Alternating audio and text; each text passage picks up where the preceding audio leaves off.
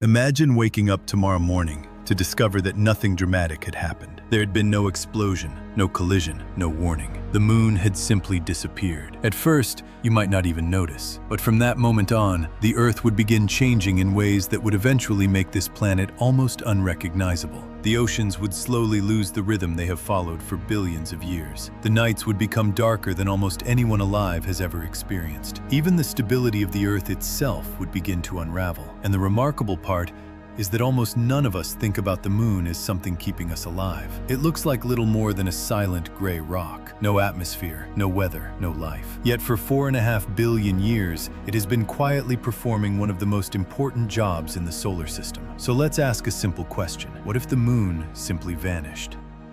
Before we take her away, it is only polite to explain how she got here. Some 4.5 billion years ago, a planet roughly the size of Mars ran into the young Earth. This was not a gentle introduction. The collision was violent enough to turn our planet's surface into an ocean of molten rock, and to spin it fast enough that a full day lasted somewhere around 4 hours. Which, if you have ever complained about Mondays, puts things in perspective. Out of the wreckage of that collision, a great deal of debris settled into orbit, and over time, gathered itself into a ball. We call that ball the moon. It is, in other words, the leftover of a disaster, and it has spent the 4.5 billion years since quietly running maintenance on the rest of the planet.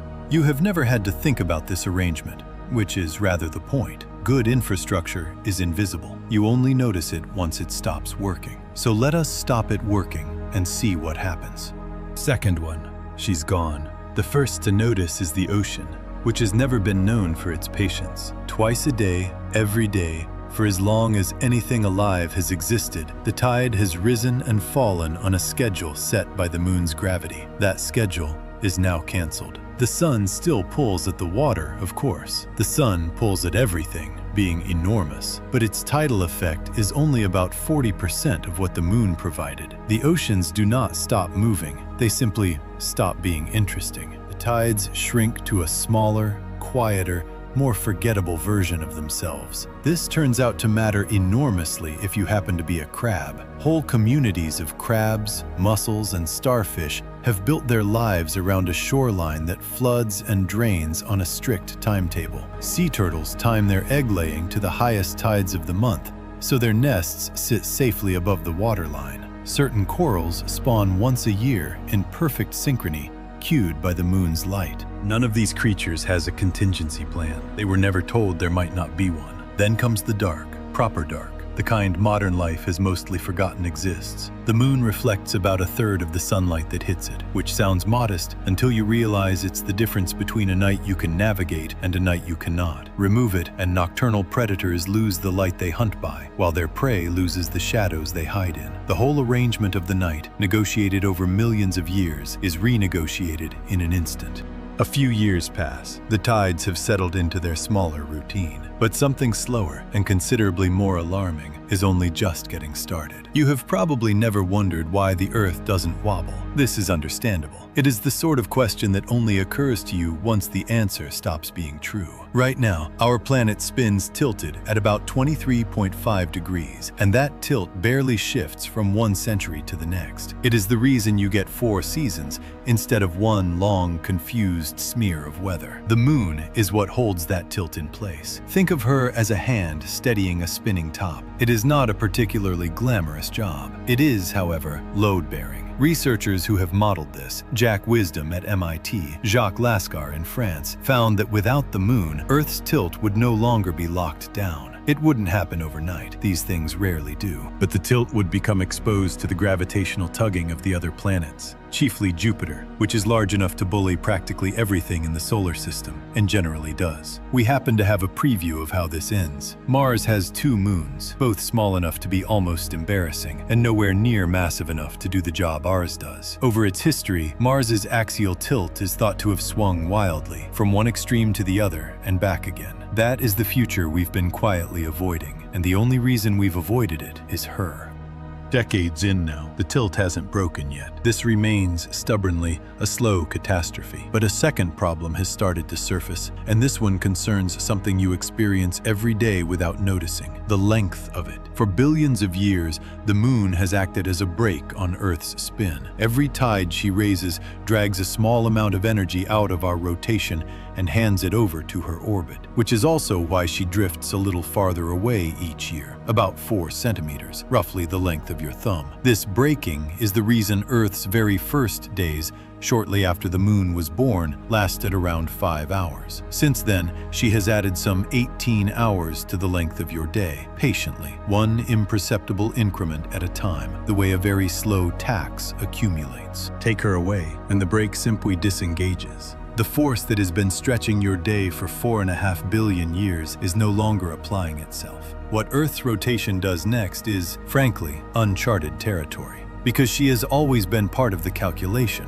right up until now. Meanwhile, along every coastline on the planet, ecosystems are still adjusting to an ocean that has grown quiet. Less churning means fewer nutrients pulled up from the depths, and that shortage works its way up the food chain. Plankton first, then the fish, then whatever eats the fish, which eventually, one way or another, includes you. Now step back, thousands of years, then millions. This is where the slow disaster finally arrives at its point. Without the moon holding things steady, Earth's tilt does not merely drift, it can swing chaotically, anywhere between nearly 0 degrees and a startling 85 degrees, within as little as a few million years. In geological terms, that is roughly the time it takes to say the sentence. Consider the first extreme. A tilt near 0 means the poles no longer lean toward or away from the sun. The seasons, the ones you have never once questioned, simply stop being a thing that happens. The equator bakes, the poles freeze, permanently and without complaint, because ice doesn't complain. Now consider the other extreme. A tilt of 85 degrees means half the year in constant daylight and half in total darkness. Not just at the poles, but everywhere, all at once, like a planet-sized experiment in sleep deprivation. Either version breaks the climate faster than most life can keep up with. Every species that migrates, hibernates, or breeds according to the seasons, which is to say, nearly all of them, finds itself working from a calendar that no longer describes reality. This, in the end, is the actual cost of losing the moon. It was never really about the tides or the darker nights, though those matter too. It was about losing the one thing that has kept Earth's tilt and everything downstream of it dependably, unremarkably stable for billions of years, which is, on reflection, rather a lot to owe to something you never think about.